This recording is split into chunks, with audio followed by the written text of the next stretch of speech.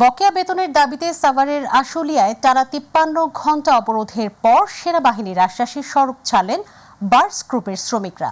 দুপুর 1টার পর শ্রমিকরা সড়ক ছাড়েন, যার ফলে মহাসড়কে যান চলাচল স্বাভাবিক হতে শুরু করেছে।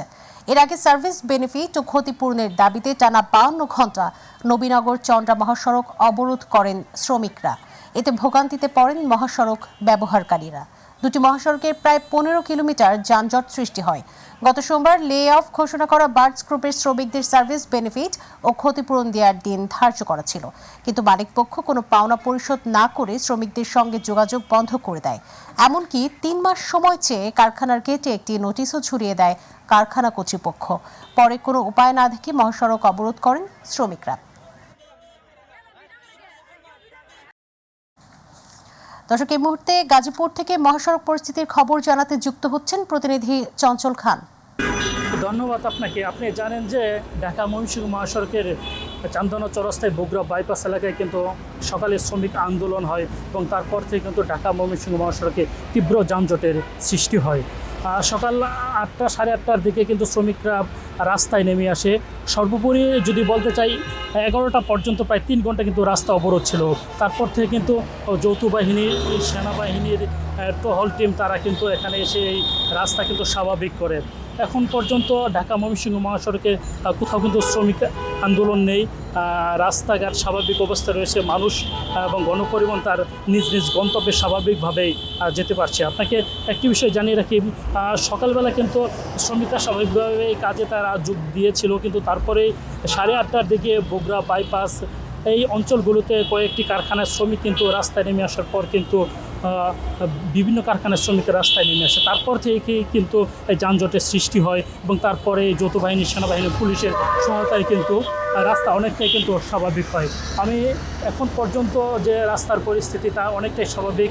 ঢাকা ময়মনসিংহ মহাসড়কের কোথাও কোনো যানজটের তথ্য এখন পর্যন্ত নেই। স্বাভাবিকভাবেই মানুষ চলাচল করতে পারছে। শ্রমিকরা আন্দোলনে, যৌথ বাহিনী তার আত্মহল অবস্থায় রয়েছে। এই ছিল গাজীপুর থেকে আমার কাছে সর্বশেষ তথ্য। চঞ্চল, ধন্যবাদ আপনাকে। শ্রমিক অসন্তোষ ইস্যুতে শ্রম ও কর্মসংস্থান সচিব AHM শফিকুজ্জামান বলেছেন, সরকার প্রত্যেকটি বিষয় পর্যবেক্ষণ করছে। আইন শৃঙ্খলা পরিস্থিতি স্বরাষ্ট্র উপদেষ্টা সহ সবাই মনিটর করছে। দ্রুত সবকিছু শান্ত হয়ে আসবে বলেও আশা প্রকাশ করেন তিনি। সচিবালয়ে শিশু শ্রম প্রতিরোধ নিয়ে আয়োজিত বিতর্ক প্রতিযোগিতায় চ্যাম্পিয়ন ও রানার আপ দলের বিতার্কিকদের সংবর্ধনা প্রদান অনুষ্ঠানে প্রশ্নের জবাবে সচিব কথা বলেন। দেশের অর্থনীতি বাঁচানোর জন্য উৎপাদন পরিস্থিতি স্বাভাবিক রাখা দরকার উল্লেখ করে তিনি বলেন, মালিক ও শ্রমিক পক্ষ সবাইকে অনবোর্ড করে সংকট নিরসন করা হবে।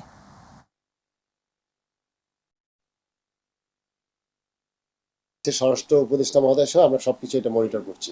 আশা করছি যে সবাই শান্ত হবে। আমাদের দেশে উৎপাদনের পরিস্থিতি যেটা দরকার, আমাদের ইকোনমি বাঁচানোর জন্য আমাদের শ্রমিক পক্ষ, মালিক পক্ষ সবাইকে আমরা অনবোর্ড করে আমরা এটা নিরসন করব। সরকারি চাকরিতে আবেদনের সময়সীমা নির্ধারণে গঠিত কমিটির প্রধান আব্দুল মুঈদ চৌধুরী বলেছেন, সরকারি চাকরিতে প্রবেশের বয়সসীমা 35-এর দাবি যৌক্তিক। চাকরিতে প্রবেশের বয়সসীমা 35 প্রত্যাশীদের সঙ্গে সচিবালয় বৈঠক শেষে সাংবাদিকদের এই কথা জানান তিনি। আব্দুল মুঈদ চৌধুরী বলেন, বয়সসীমা বাড়ানো উচিত, তবে পর্যালোচনা কমিটি সার্বিক বিষয় বিবেচনা করে সিদ্ধান্ত নেবে বয়সসীমা কতটা বাড়ানো যায়। এদিকে আন্দোলনের সমন্বয়কারী রাসেল আল মাহমুদ বলেন, বাস্তবসম্মত সমাধানের আশ্বাস দিয়েছেন কমিটির আহ্বায়ক। 7 দিনের মধ্যে যৌক্তিক সমাধান দেয়া হবে।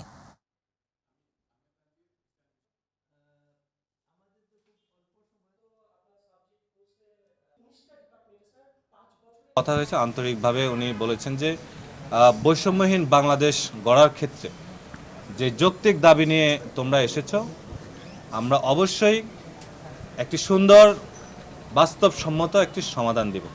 আমরা স্যারকে দাবি জানিয়েছি, স্যার এমন একটি সুন্দরভাবে সমাধানের পথ বেছে নেবেন যাতে আন্দোলন মাঠে থেকে না যায়।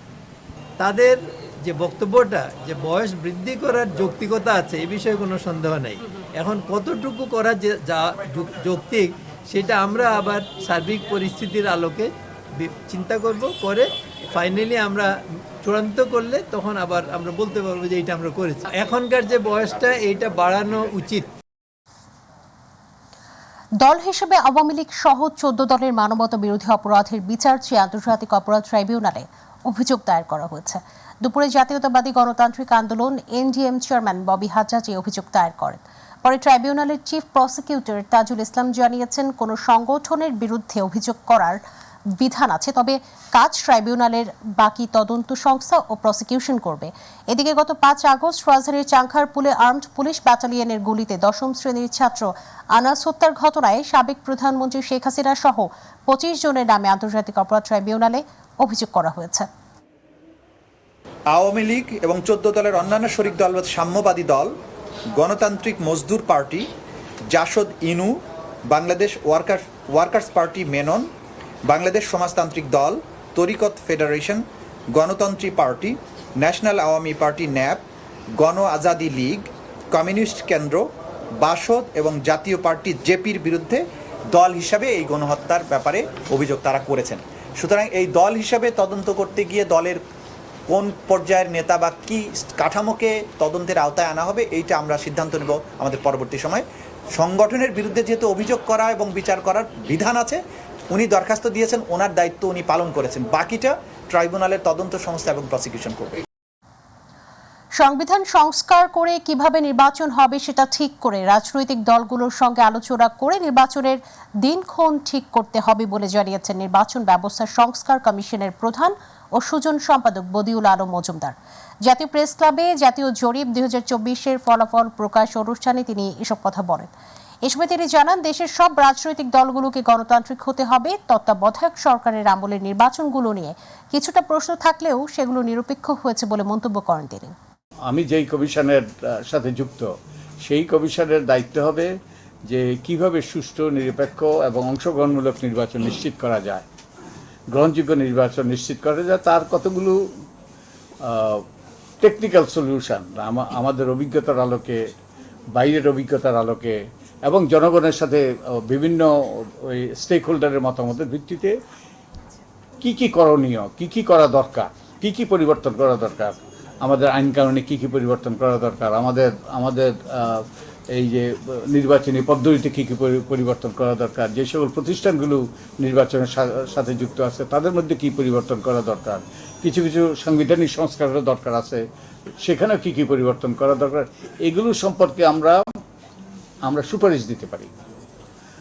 এবং এরপরে আমরা আশা করছি যে আমাদের সুপারিশ পাওয়ার পরে সরকার যে রাজনৈতিক দলের সাথে বসে তারা একটা ঐক্যমতে পৌঁছার চেষ্টা করবে। ওখান থেকে একটা রোডম্যাপ সৃষ্টি হবে। রোডম্যাপ সৃষ্টি হয়ে নির্বাচনের দিনক্ষণ হয়তো একবারে এক্সাক্ট দিনক্ষণ নয়, এটা সময়কাল নির্ধারিত হবে। পল্টন থানার গাড়ি পোড়ানোর মামলায় বিএনপি মহাসচিব মির্জা ফখরুল ইসলাম আলমগীর, সিনিয়র যুগ্ম মহাসচিব রুহুল কবির রিজভী সহ 8 জনকে খালাস দিয়েছেন আদালত। আজ ঢাকা চিফ মেট্রোপলিটন ম্যাজিস্ট্রেট আদালতে মামলাটির শুনানি হয়। শুনানি শেষে মামলা থেকে তাদের খালাস দেন ম্যাজিস্ট্রেট জিয়াদুর রহমানের আদালত। বিএনপি পক্ষের আইনজীবী জয়নুল আবদিন মেজবা বলেন, 2012 সালে ময়লার গাড়ি পোড়ানোর ঘটনায় পল্টন থানার একটি মামলায় দীর্ঘ 12 বছর পর খালাস পেয়েছেন তারা। মামলার মোট আসামি ছিল 9 জন, এর মধ্যে 1 জন মারা যাওয়ায় বাকি 8 জনকে খালাস দেওয়া হয়।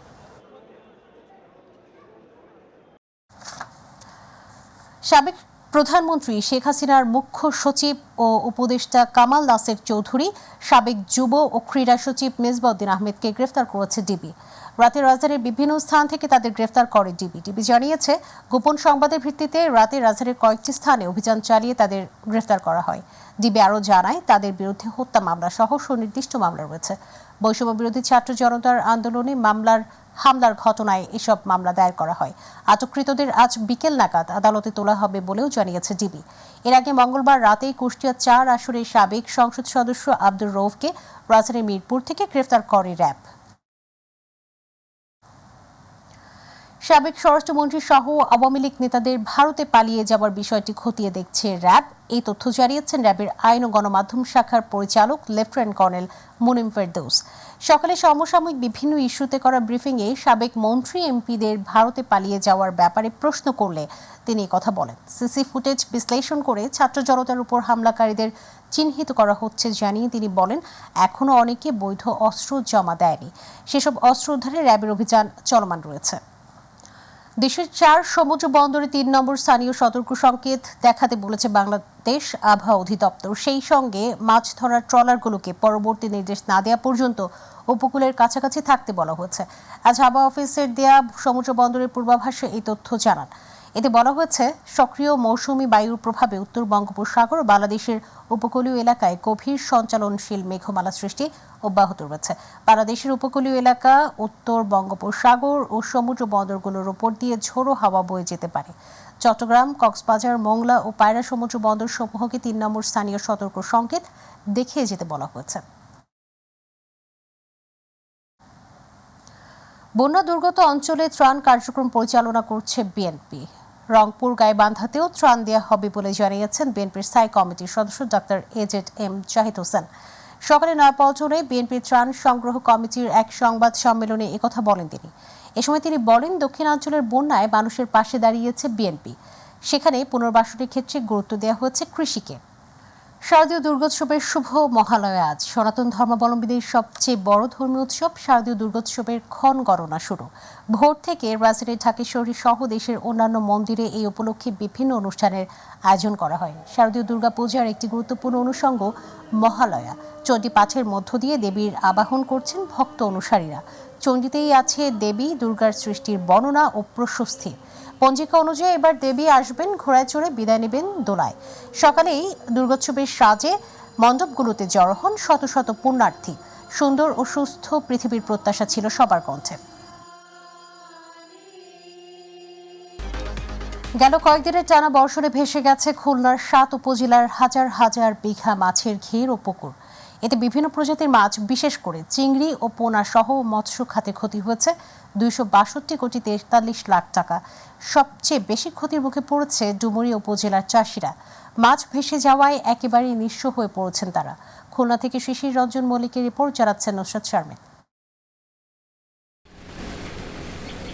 কয়েকদিনের ভারী বর্ষণে খুলনা 9 উপজেলার মধ্যে 7 উপজেলার হাজার হাজার বিঘার মাছের ঘের ও পুকুরে স্বাভাবিকের চেয়ে বৃদ্ধি পায় 4 থেকে 5 ফুট পানি, যার ফলে 4টি ইউনিয়নের 2400 পুকুর ও খামার এবং 24,500 মাছের ঘের তলিয়ে গেছে পানিতে। বৃষ্টির পানিতে আমাদের ঘের ভাসে গেছে, লক্ষ লক্ষ টাকার মাছ সব চলে গেছে। 5 পানি আসছে জায়গায় চাতালে বেড়িতে সব ভাসে সমস্ত মাছ চলে গেছে। কেউ ধার দেনা করে, আবার কেউ সমিতি থেকে টাকা তুলে করেছিলেন মাছের ঘের। বৃষ্টির মাত্রাতিরিক্ত পানিতে এসব ঘের ভেসে যাওয়ায় এখন নিঃস্ব হয়ে পড়েছেন মৎস্য চাষিরা। বৃষ্টির পানিতে তলিয়ে যায়, আমরা নিঃস্ব হয়ে গেছি। ঋণ করে আমরা মাছ ছেড়েছি, আমাদের সর্বশেষ সব শান্ত হয়ে গেছে। চাষিরা ক্ষতি কাটিয়ে কতটুকু ঘুরে দাঁড়াতে পারবেন সেই আশঙ্কা করছেন খুলনা জেলা মৎস্য কর্মকর্তা। সেই সাথে তাদের সরকারিভাবে সহযোগিতার চেষ্টা করা হচ্ছে বলেও জানান তিনি। আমরা এই ক্ষয়ক্ষতিগ্রস্ত চাষিদের তালিকা প্রস্তুত করেছি এবং এটি ঊর্ধ্বতন কর্তৃপক্ষের নিকট আমাদের প্রেরণ করা হয়েছে। আমরা আশা রাখি এখান থেকে আমাদের চিংড়ির চাষিদের উপকারের জন্য কিছু আমাদের আর্থিক সহায়তা আমরা পেতে পারি। টানা বর্ষণের ফলে ক্ষতি পুষিয়ে উঠতে অনেক দুর্ভোগ পোহাতে হবে মৎস্য চাষিদের। সরকারের পক্ষ থেকে সঠিক পৃষ্ঠপোষকতা দিয়ে পুনর্বাসনের উদ্যোগ নেওয়া হলে আবারও তারা মাথা তুলে দাঁড়াতে পারবেন, এমন প্রত্যাশা খুলনাবাসীর। নুসরাত শারমিন, মাই টিভি নিউজ।